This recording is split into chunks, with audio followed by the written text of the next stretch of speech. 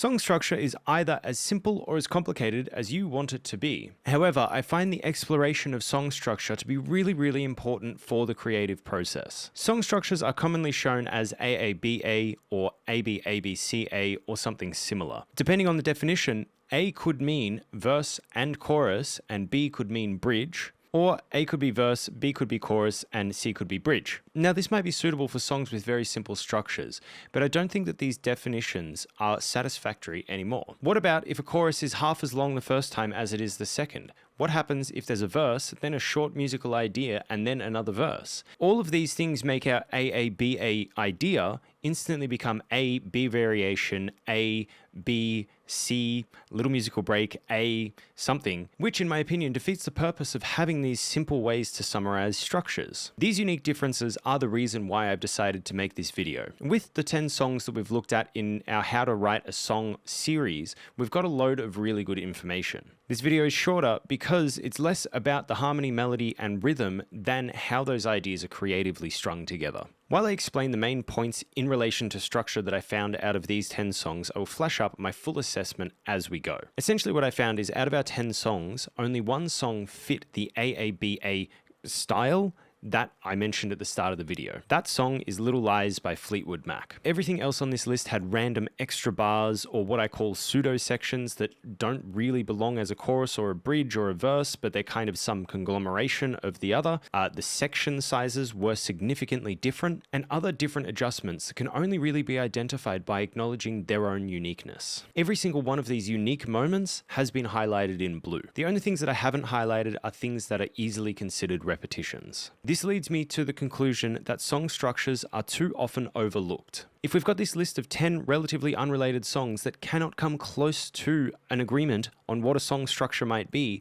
it means that that's a place where people are being creative. The uniqueness is comparable to lyrics. Sure, you may have two love songs that are specifically about boy meets girl, yet one might be about how the love is destined from the stars themselves, and the other might be about how the complicated feelings of meeting the right person at the wrong time. You can easily lump them together as love songs because on the surface they absolutely are, but you can't ignore the fact that slightly deeper than the surface level, these are two very different topics. And with this consideration, I think it's best to have a fluid approach to structure. My songwriting process most often starts with an idea on the guitar. I will loosely categorize this into where I think it might belong in context of a whole song. If I think I've written a verse idea, I will record it and then start working immediately on a pre-chorus or a chorus. And equally, if I think I've got a chorus, I will usually write a verse that leads into it. This way, I have the basis of a song rather than just a verse or just a chorus. And I think this is a really important practice, but that's a discussion for a different video. Once I've written these two sections, I will then start making some decisions about the song structure as a whole. These decisions are totally flexible, and as I write more of the songs, new priorities will come out that will most likely force me to change what my initial plan was. However, I find that having a structure that I'm trying to fill out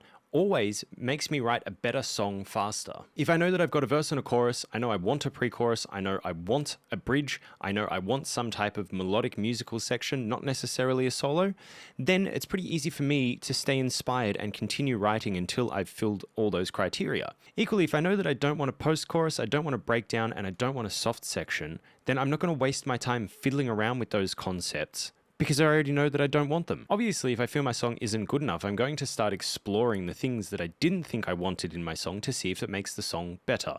Whatever makes for the best song. That's my goal. It doesn't matter what builds that up, it's just what is the best result. When you get more advanced, you start paying more attention to the energy that's going on within the track. Instead of having a rigid kind of 8 bars for the verse, 8 bars for the chorus, and then repeat, you notice that even though you've written the perfect verse and chorus, by the time you get to the second chorus, it feels a bit labored.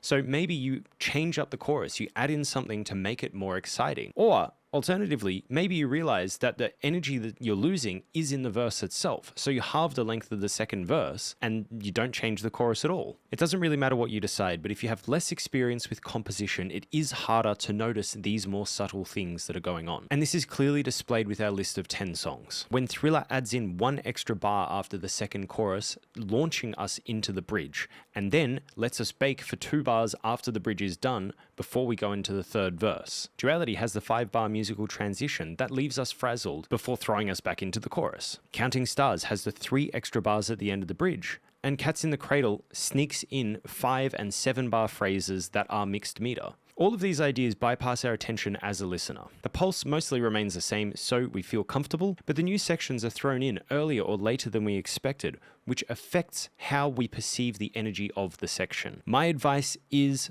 be playful. Use different structural ideas in your song to help guide the energy wherever you want. You're the captain of this ship. Take control and lead us to the place that you think is appropriate.